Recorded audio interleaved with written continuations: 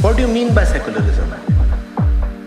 You mean that no person should be blinded by his creed or belief.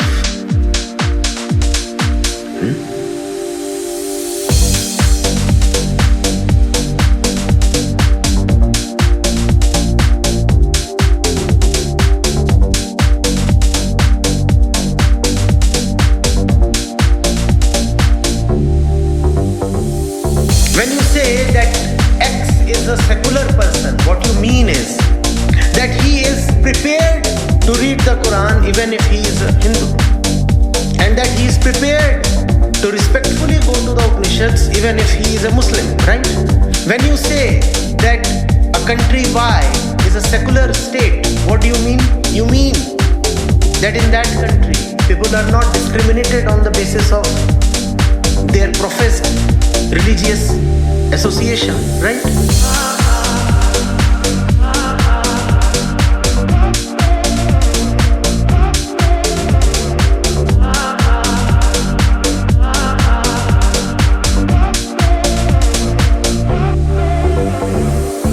But that which you are trying to achieve through secularism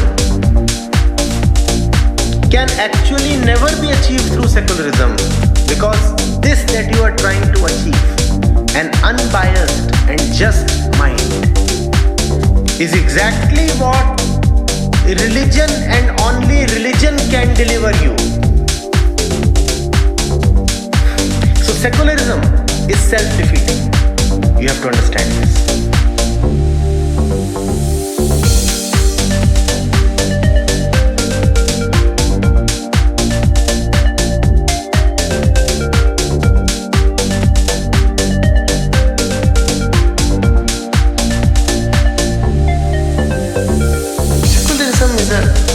Short-term treatment. You have bigots on this side, you have bigots on that side.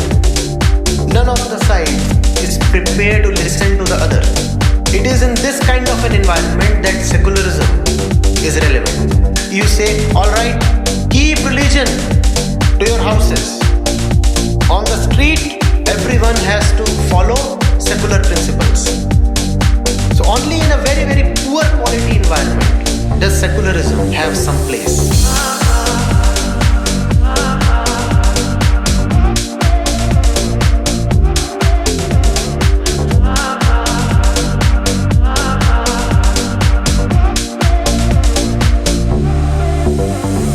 In secularism, you want to be equanimous. But who teaches you equanimity? Religion. In secularism, you want a certain detachment, but who teaches you detachment? Religion. In secularism, you want to be respectful towards divergent opinions, but who teaches you to be respectful towards divergent opinions? Religion. In a truly religious environment, secularism has no place.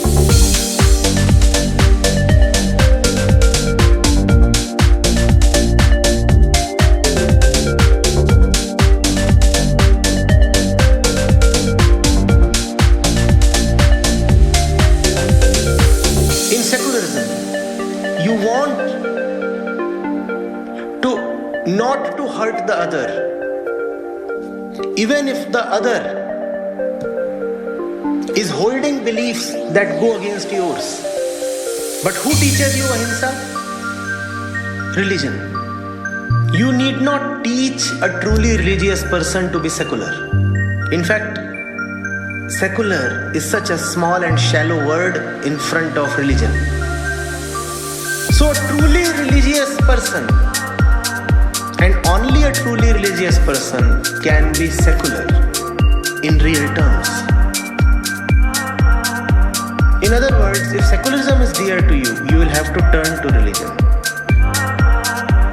So when you will talk about secularism to a truly religious person, he will laugh. He will laugh not because he opposes secularism. He will laugh because he has gone beyond secularism.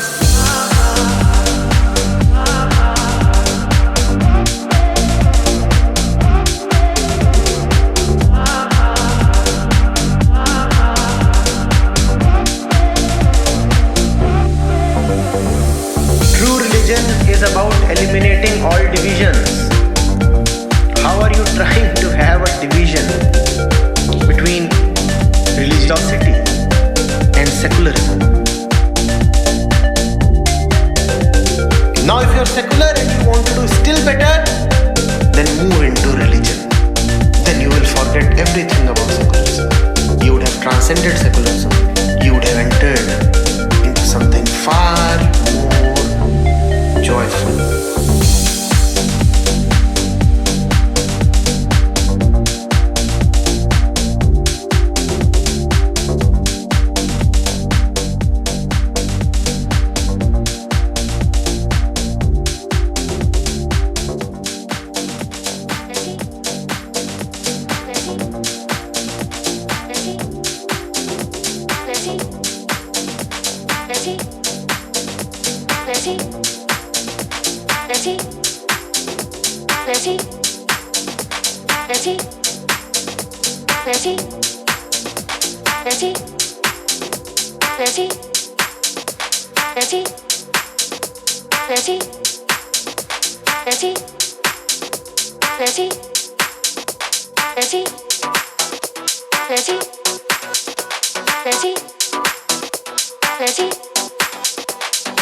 Now, if you can't get equality among people born to the same parents and raised under the same roof, why in the world would you think you're going to get it among people who've had such different histories and cultures around the world?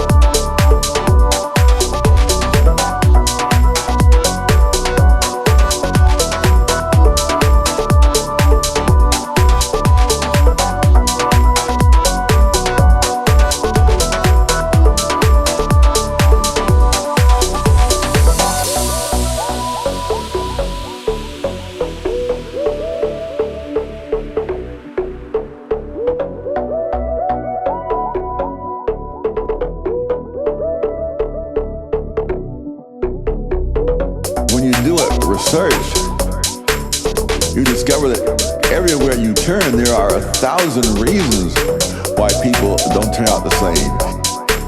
It goes right down to the family.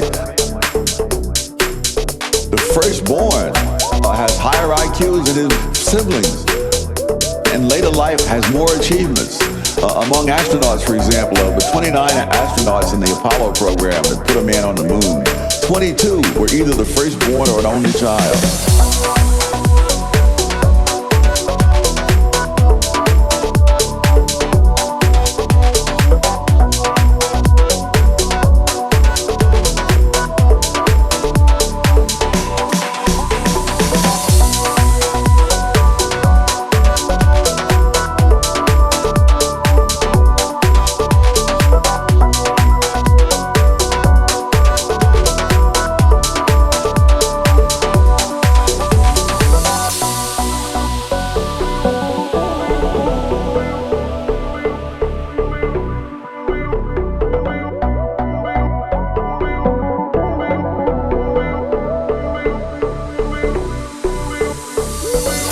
This is one of any number of one-factor explanations as to why everyone doesn't have the same outcome.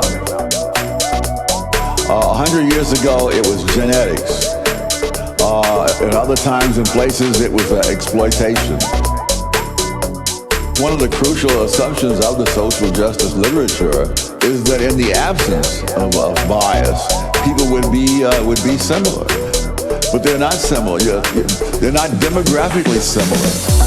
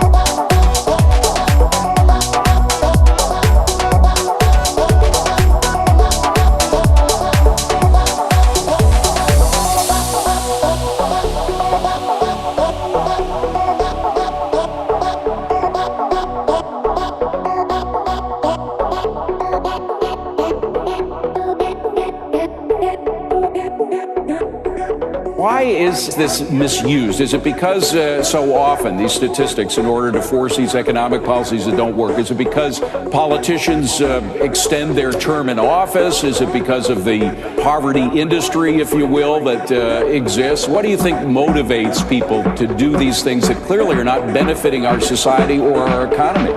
Look, these are things that are benefiting them. Politicians stay in office by saying things that people want to hear and by not accepting evidence that shows that they've gone wrong.